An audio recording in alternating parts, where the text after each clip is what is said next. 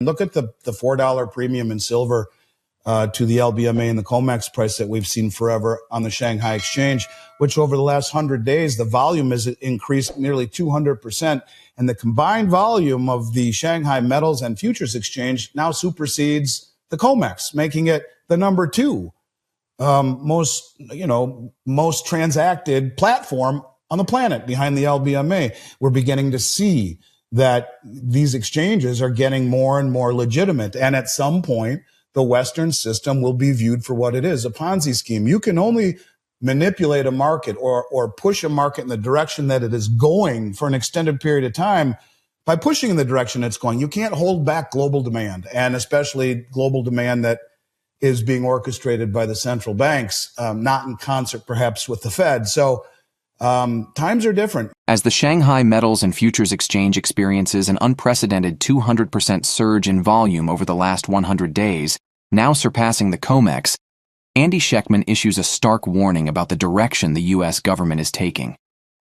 With global confidence in the dollar rapidly eroding and nations increasingly turning to gold, Schectman suggests we may be on the brink of a massive financial reset. He questions whether this reset will come through a peaceful revaluation of gold or a more chaotic global dumping of dollars and treasuries, an event that could trigger hyperinflation, soaring interest rates, and widespread economic disruption. The signs are pointing to a future where the dollar's dominance is at serious risk. Is this the path we're heading down? I don't know. I mean, and maybe this is part of the, I've thought about that. Do they want to reset the system and blame it on a villain, or can they reset it by just jacking up the price of gold? I don't know. One is certainly going to be much less painful to the populace. That would be by revaluing the price of gold. And I think they notice that. They have that certainly within their view, but it just seems that the decisions that our politicians are making are pointing us in a direction of isolation, where the rest of the world has no incentive to hold dollars, has no incentive to hold treasuries. And, I often talk about, you look at the United States as a place that most people growing up around the world have wanted to come and experience the freedom, the integrity of the judicial system. People have left other countries to come to America to, fleeing authoritarian regimes to have, justice, as that's being questioned, the electoral system, well, that's being questioned, the immigration system, that's being questioned, the lawlessness in the cities, the wokeness, everything that's going on in this country. You wonder, where the hell are we? What's happened to this great country? I see what's happening in the streets of the UK. Things are upside down, and things need to change, and things are going to change. And I don't know if it'll be peacefully by revaluing the price of gold globally or not, or of a complete and total reset. You look at the lead economic advisor to the U.S. government, this knucklehead named Jared Bernstein. He advocates for losing the reserve status. It's a privilege we can't afford. You look at the number two, Lael Brainard, and if, God forbid, this current administration walks into the White House again, she'll be the head of the Fed. She's a modern monetary theorist. She worked at the Fed underneath Powell. She developed the CBDC with MIT, the Boston Fed. She ran Point for FedNow, which came out 8 months ago, which is a instant settlement system backed by the Fed, like Venmo or Zelle.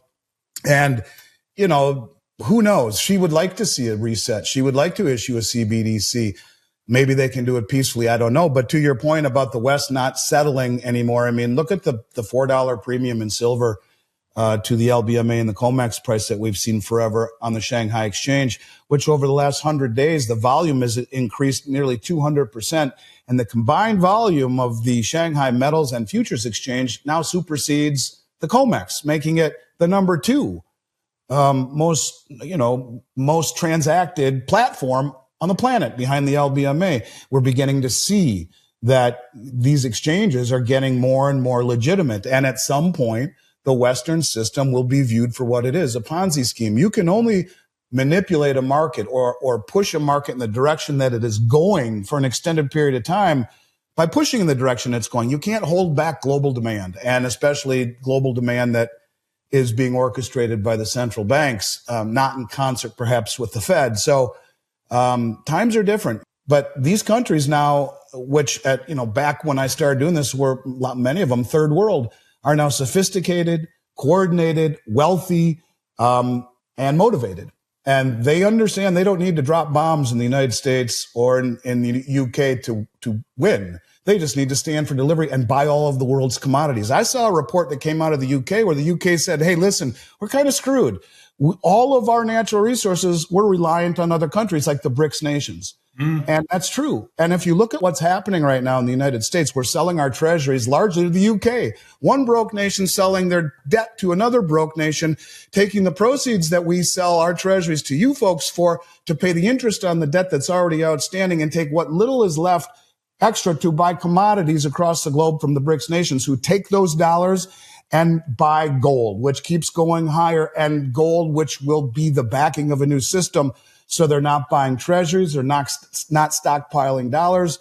This little by little by little by little, then all at once, it's going to happen. It's logarithmic decay. I don't know what triggers it, but I think it's never been more clear to me that this is a path we are heading on. And is it peaceful through gold revaluation and dollar devaluation, or is it chaotic with an all-out dumping globally of dollars and treasuries, something called Operation Sandman, where they all agree to dump dollars and treasuries at a certain point and blow up the entire system, the byproduct of which would be interest rates spiking to compensate for that hyperinflation, as everyone who's stockpiled dollars for 50 years dumps dollars and they come home. I don't know, but I do know that if you are not a contrarian, you're damn well destined to be a victim. And if you keep all your money in dollars, you're going to go broke. That I do believe. I don't know when, but I think the logic is pretty easy to follow if indeed you pay attention. 10 years ago, an ounce of gold was valued at 140,000 yen. Today, it's a staggering 345,635 yen. Andy Shechtman argues that this isn't just gold becoming more valuable. It's the collapse of the currency measuring it. As Western currencies lose global demand, Shechtman warns of a massive devaluation and a skyrocketing gold price, potentially spelling disaster for those who don't diversify their assets. With inflation far higher than reported, the real danger lies in keeping your wealth in a currency on the brink of collapse. Could this be the end of the dollar as we know it? 10 years ago, an ounce of gold was 14,000 yen. And today, it's 140,000 yen 10 years ago. Today, it's 345,635 yen per ounce of gold. So did gold get really expensive, or did the currency that it's valued in get clobbered? And that's exactly what will happen to the Western currencies as they lose demand globally and are devalued. So the price of gold will go much higher, but it's not that gold went way higher, is it? Or is it the fact that the currency that is measuring it just got clobbered? And so when you're talking about no more petrodollar demand, which has been the synthetic demand for 5 decades, yeah, gold should go markedly higher in a currency that begins to globally lose complete and total demand and interest for holding it. So, yeah, I think there's no question the price goes higher, but that's not why you buy it. You don't buy it to get wealthy. You buy it because what's going to happen to the currency and it's massive devaluation. You know, we're told that we're supposed to think that a 2% inflation rate is good. How about a negative 2%? Because the lower the inflation rate, the better the standard of living, the higher the standard of living. And if you believe that we really have 3% inflation here, I got some oceanfront real estate to sell you in Minneapolis. I mean, inflation is way higher than 3%. I wish it was only 3%. And of course, John Williams of Shadow Stats will tell you that inflation is probably 9, 10, 11% in reality. But the Fed and you know, the U.S. government has every interest to lie about those numbers to maintain an inflationary path that all politicians have chosen, inflation over austerity, much easier to pay off a debt. And it's funny, you know, I think the reason I want President Trump to be president again is not because I think he can fix all of this stuff. Maybe he can. Maybe he can. I mean, Vance is talking the same way about the world reserve status as Jared Knucklehead Bernstein is, that maybe it's not a good thing. And they keep talking about devaluing the dollar. Why I want Trump to be president is because I'm sick and tired of the lawlessness and the craziness in this country. We've let 20 million people in illegally. If 5% don't like us, that's 1 million people. That's a standing army. It's real. And just how upside down everything is in this country, the move away from the nuclear family and all of these things that are so important, that is coiled into this whole economic thing too. To talk one without the other is a mistake, because if this country was what it once was when I was a kid, where you respected authority, you held a door for a woman, yes sir, yes ma'am, you know, the nuclear family, where you were valued by your merit, not by your lifestyle, where the elections were never questioned, where the immigration system was something embraced, and it was a really good, amazing thing. If you came into this country, you got through the immigration process, you got your citizenship, you contribute, you assimilate. All of this stuff is upside down, and you look what's happened to our great cities, and the people around the world are saying, what the hell's happened to that country?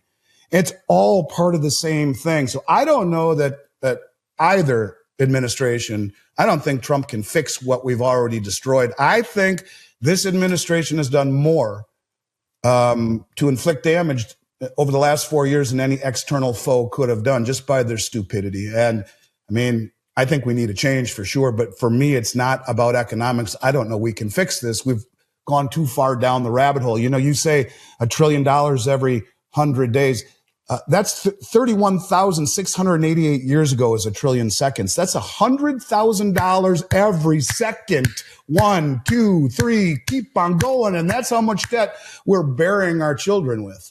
And so I don't know that we can get back from that, but God willing, we can at least get some sanity in this country and feel safe again, walking the streets of downtown Minneapolis, downtown Miami, which is better than most, downtown San Francisco, downtown New York City. I mean, really? That's a bigger deal to me, but it is all part of the same problem. And that's why I feel, and I've said for a long time, Andrew, and I don't know how you feel about this, but I feel it's almost too stupid to be stupid.